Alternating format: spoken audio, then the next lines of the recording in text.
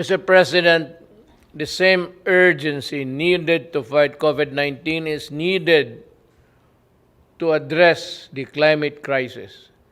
This is a global challenge that has worsened existing inequalities and vulnerabilities from within and between nations. Climate change has worsened, and the ravages of pandemic. People in the developing countries like the Philippines suffer the most. We cannot afford to suffer more. The Philippines joined the Paris Agreement to fight climate change.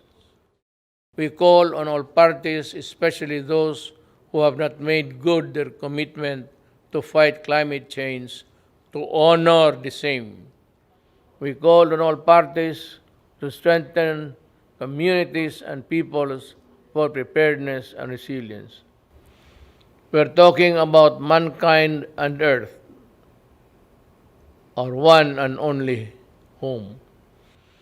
Mr. President, the Philippines will continue to protect the human rights of its people, especially from the scourge of illegal drugs, criminality, and terrorism. A number of interest groups have weaponized human rights, some well-meaning, others ill-intentioned. They attempt to discredit the functioning institutions and mechanisms of democratic country and a popularly elected government which in its last 2 years still enjoy the same widespread approval and support. These detractors pass themselves off as human rights advocates while preying on the most vulnerable humans, even using children as soldiers or human shields in encounters. Even schools are not spared from their malevolence and anti-government propaganda. They hide their misdeeds under the blanket of human rights, but the blood oozes through.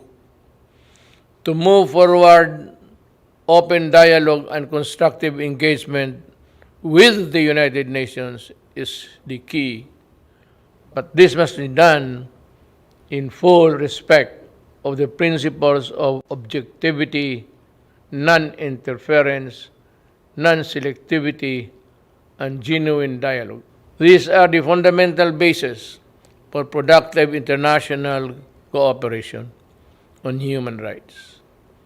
Mr. President, terrorism looms large.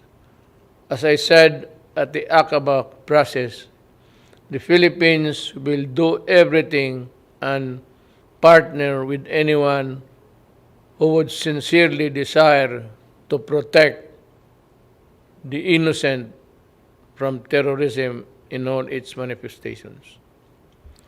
The Marawi siege, where foreign terrorist fighters took part, taught us that an effective legal framework is crucial. Our 2020 Anti-Terrorism Act shores up the legal framework by focusing on both terrorism and the usual reckless response to it. Its enactment was done pursuant to our commitment and the strict adherence to the relevant Security Council resolution and the UN Global Counter-Terrorism Strategy. Most importantly, we remain committed to rebuild the stricken community and address the root causes of terrorism and violent extremism in my country. We must remain mindful of our obligation and commitment to the Charter of the United Nations, and as amplified by the 1982 Manila Declaration on the peaceful settlement of international disputes, the Philippines affirms that commitment in the South China Sea in accordance with UNCLOS and the 2016 Arbitral Award. The award is now part of international law, beyond compromise and beyond the reach of passing governments to dilute, diminish, or abandon. We firmly reject attempts to undermine it. We welcome the increasing number of states that have come in support of the award and what it stands for. The triumph of reason over rashness, of law over disorder, of amity over ambition. This, as it should, is the majesty of the law. Mr. President, the global health crisis has further complicated the global security environment. But no aspiration nor ambition can justify the use of weapons that destroy indiscriminately and completely. There is no excuse for deaths that a nuclear war could cause, nor the reckless use of chemicals and biological weapons that can cause mass destruction.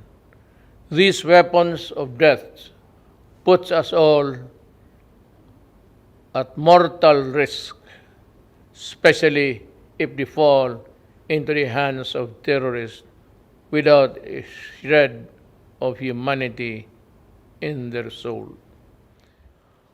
We can call all member states to fully implement the Nuclear Non-Proliferation Treaty and the Chemical and Biological Weapons Convention. I have asked the Philippine Senate to ratify the Treaty on the Prohibition of Nuclear Weapons, and importantly, we were among those to sign it first. Mr. President, the Philippines has a long history of opening its doors to the refugees.